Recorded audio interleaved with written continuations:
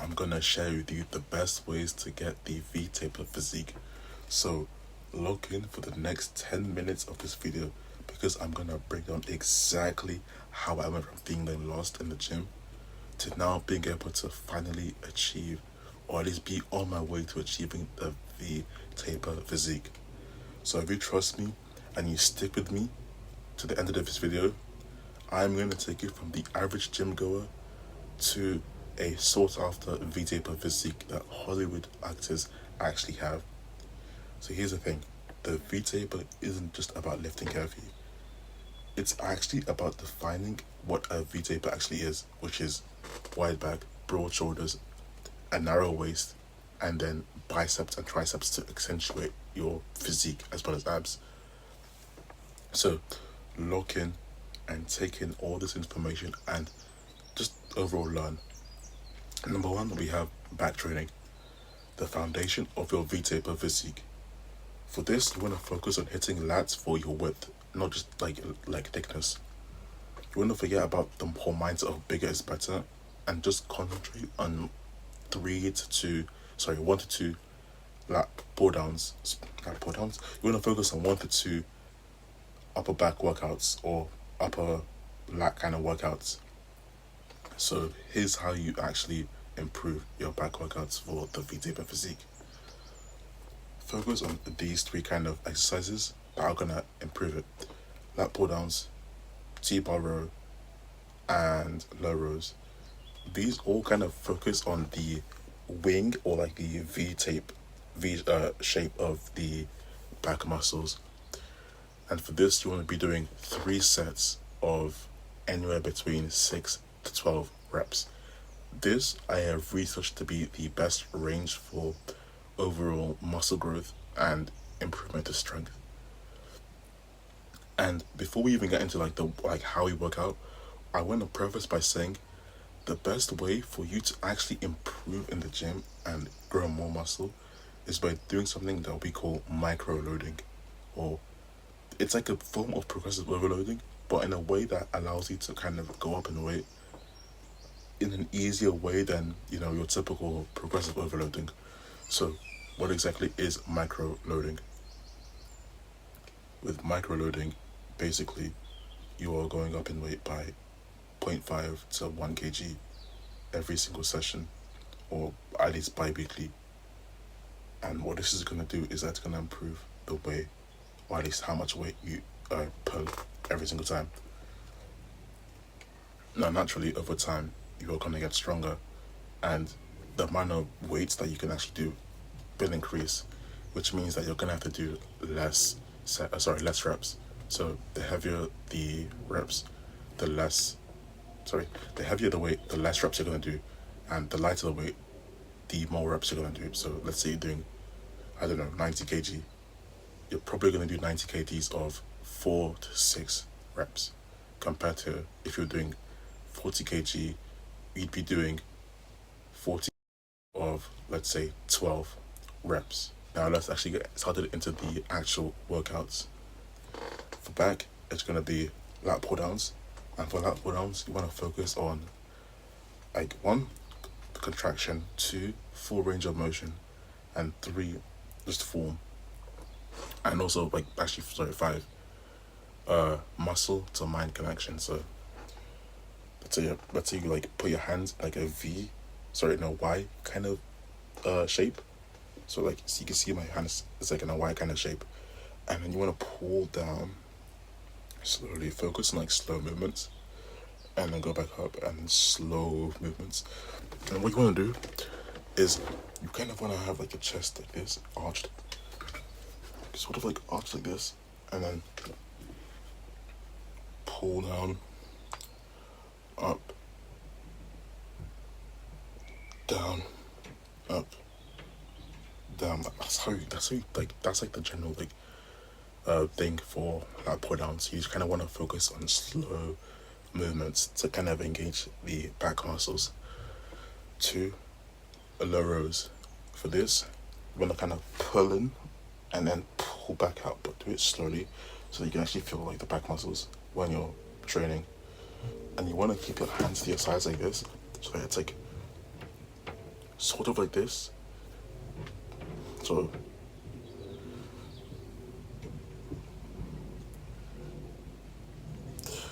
what this is gonna do is, as you're doing the range of motion, naturally you're gonna feel it in your back, and if you're not, try to like have the mind to muscle connection of, am I feeling it in my back? If I'm not, then I have to change my form.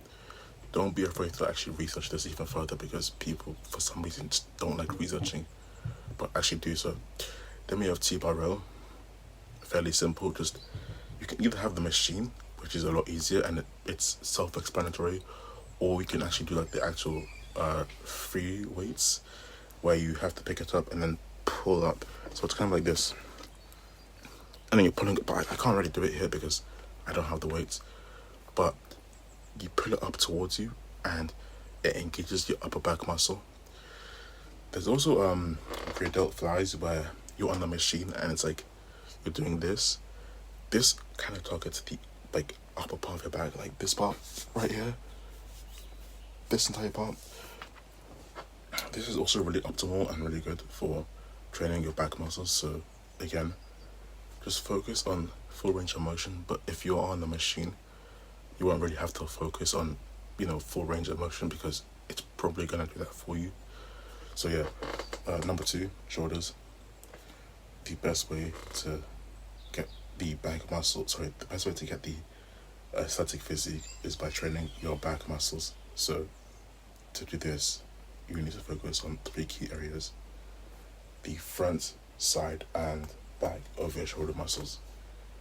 We can train this by training lateral raises, shoulder press, and I'm forgetting skull crushes as well. For me, I primarily focus on just 2 exercises, because I feel like when I focus on 2 exercises, I'm able to kind of get the best rewards for my shoulders. And I find that being able to target 2 or at least 3 out of my heads for shoulders is like the most optimal way of training. And just like with back, you want to focus on the full range of motion, getting that squeeze, and just pretty much compressing like anything else. Again, we're going to be doing 3 sets of anywhere between 6 to 12 reps. So for shoulder, it'd be like this: squeeze, squeeze, and then for lateral raises, just like, that's what lateral raises are. And when we're focusing like just like not swinging is like bad. Focus on having good form and like feeling like the actual muscles being engaged. There's not too much to say about this. Focus on broad shoulders rather than just like overall strength, because the 2 most important things for the VT is, well, first of all, the width of your back and the broadness of your shoulders. And these are like the 2 ways you're gonna actually achieve this. So next, we are gonna go into chest. So upper chest. When it comes to upper chest, simply put, just focus on the upper part, because I feel like a lot of people think that chest is important for the V-tape, but it's actually not. However, there are certain parts of the chest that are actually important for it, which is just the upper chest. By focusing on exercises that accentuate the upper chest, you are naturally going to improve the way that your body looks, simply because the upper chest kind of helps with the shoulders. And you can do this by, well, for one, incorporating 3 exercises: chest press, incline dumbbell press, and I forgot the last one. I'll come to me later. But for incline dumbbell press, you want to be at a 30 to 45 degree angle when training.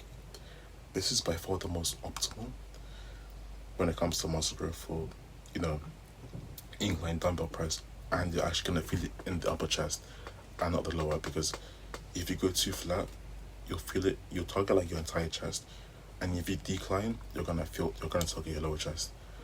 So just focus on incline movements when it comes to targeting your upper chest. That's all you want to do. Target your upper chest is incline movements. And for, pretty much all my workouts, I always do 3 sets of 6 to 12 because that is the best range for hypertrophy, which is just overall muscle growth. So just focus on the correct form. Do a weight that you can do. Don't ego lift, and kind of push yourself close to failure.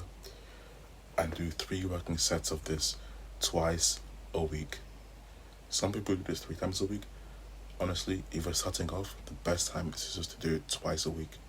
You can do 3 times a week, but honestly, if you aren't going regularly, probably best to stick to 2.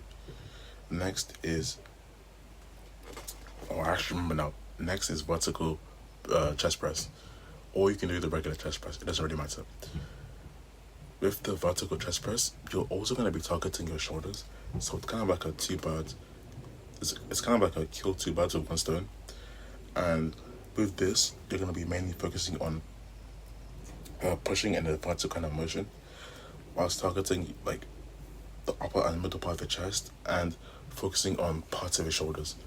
Honestly, this is my favorite workout because, again, it's targeting the 2 best muscles, the upper and middle part of your chest and your shoulders. And it's kind of hard to fuck up on this because, it's a machine that allows you to kind of train both your chest and your shoulders. So yeah, next is the biceps. When it comes to biceps, you want to focus on, honestly, it doesn't really matter, but you want to focus on overall on size. And the best way you're going to focus on size is simply by focusing on the heads. So there's bicep curls, hammer curls, and then there's preacher curls. The best type of bicep for size is preacher curls. Simply because 1, you can do it on a machine, and 2, because training it is just a lot easier and a lot more effective and a lot more optimal. So again, 3 working sets of 6 to 12 reps, and you want to focus on. For this, you can focus on partial range of motion. So with preacher curls, remember this: do partial range of motions when you're doing preacher curls, because from what I've researched, again, doing full range of motion on preacher curls can lead to tears, and not the good kind, the kind where you actually get injured. So yeah. Next we have dumbbell curls or barbell curls. It doesn't really matter. Again, this, from what I've actually done the research on, you can either do full range of motion or you can kind of do a bit of partial range of motion and you'll still get the same results. However, if you are doing partial range of motion, make sure that you're focusing primarily on your form, because if you're swinging whilst doing your partial range of motion or full range of motion, you really aren't going to kind of engage your biceps all too much. And the thing is, you really just need to focus on the brachialis and the short head to kind of get width and size for your biceps, because your overall arms is going to come from the triceps and not the biceps. And that's going to lead me into my next point: training triceps. For training triceps, you want to train, honestly, just 2 workouts. We have the V-bar pull downs, where you pull towards yourself. This is better for grip. So that there are 2 kind of grips. There's the rope and then the V-bar. For grip and overall just better muscle growth and hypertrophy, you want to be focusing on the V-bar. It's a lot better and a lot more optimal. So with the V-bar, you want to be pulling yourself down towards yourself like this. Let me show you. It'd be like this, and then you'd be pulling like this, or close to here. And what you want to do is kind of put your hand, so do it lightweight at start, and then feel if you can actually feel your tricep moving. If you can, then you know you're training it right. If you can't, then you know you're training it wrong. So that's how you actually test out if you're actually improving certain muscle groups. If you can actually feel the muscle that you're training, you know you're training it right. If you can't, you're training it wrong. So, number two would be like overhead tricep pull downs, and this actually I'm pretty sure this like engages all three heads. Correct me if I'm wrong. I'm pretty sure I'm wrong. I don't know, but just do it. Trust me, you're gonna explode your tricep muscles by doing this. And overall, it's gonna make your triceps stand out, pop up more, and you're gonna be able to kind of grow it more to kind of be that kind of big arm, shoe horse kind of physique. So that's how you grow your arms. Next is I've gone over shoulder pad. Okay, next we're gonna go for abs. Honestly, easiest one.